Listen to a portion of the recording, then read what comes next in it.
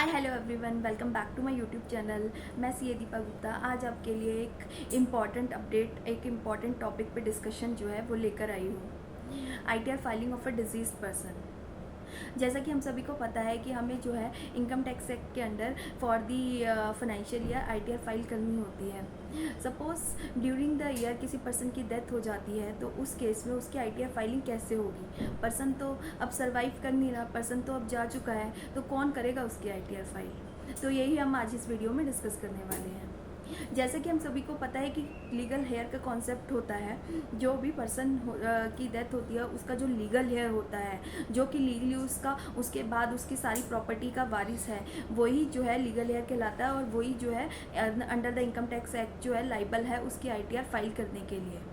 तो इस केस में क्या होता है कि जो पर्सन है during the up to the period of his death उसकी जो भी इनकम है, उसकी जो भी इनकम टैक्स से रिलेटेड ट्रांजैक्शन है, उसे जो है उसकी आईटीआर में रिपोर्ट करनी होती है इन द फॉर्म जो भी रेलिवेंट उसका फॉर्म है, उस आईटीआर फॉर्म में जो है लीगल हेयर उस आईटीआर को फाइल करेगा on the behalf of the disease person. तो लीगल हेयर कैसे फाइल करेगा, इसका क्या प्रोसीजर होता है।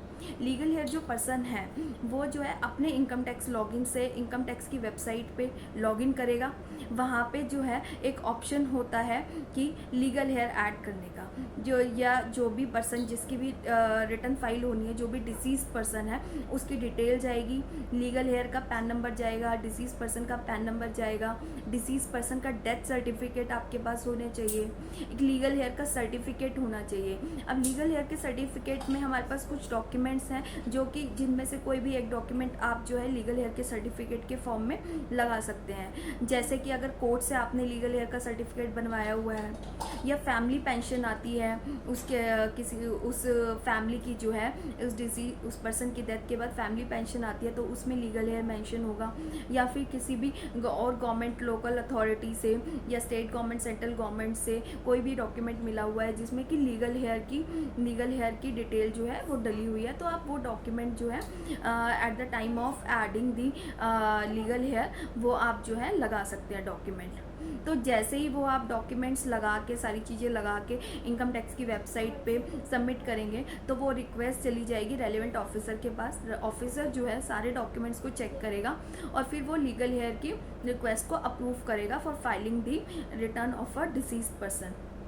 तो जब वो रिक्वेस्ट जो है अप्रूव हो जाएगी लीगल हेयर ऐड करने वाली, तो फिर जो लीगल हेयर जो बंदा था, जो पर्सन है, वो जो है उस डिसीज पर्सन की आईटीआर को फाइल कर सकता है, जो भी रेलेवेंट डिटेल्स होगी उसके साथ, जो भी उसकी during the up to the period of death जो भी बंदे की ट्रांजेक्शन है इनकम टैक्स से related, income expenses whatever it is, tax deductions, income deductions जो भी हैं, वो सारी डिटेल्स को एक्यूमुलेट करके पर्सन जो लीगल हेयर होगा वो डिसीज पर्सन की आईटीआर को फाइल कर देगा।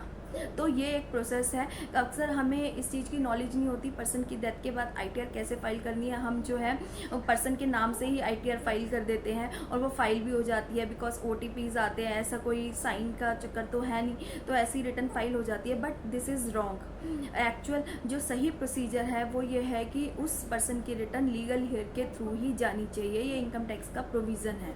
तो आई होप आपको जो है कुछ ये वीडियो कुछ इन्फॉर्मेटिव लगी होगी, कुछ नया आपको पता चला होगा। अगर आपको पहले से ही पता था तो बहुत अच्छी बात है, अगर किसी को नहीं पता था और उन्हें कुछ एडिशन हुआ, वैल्यू एडिशन हुआ इस वीडियो से, तो प्लीज़ कमेंट करके ज़रूर बताएं। तो ऐसे ही यूज़फुल अपडेट्स के लिए और यूज़फुल इन्फॉर्मेशन के लिए जुड़े रहिए हमारे चैनल के साथ। आज के लिए बस इतना ही, मिलते हैं नेक्स्ट वीडियो में। Till then keep learning and keep growing. Thank you.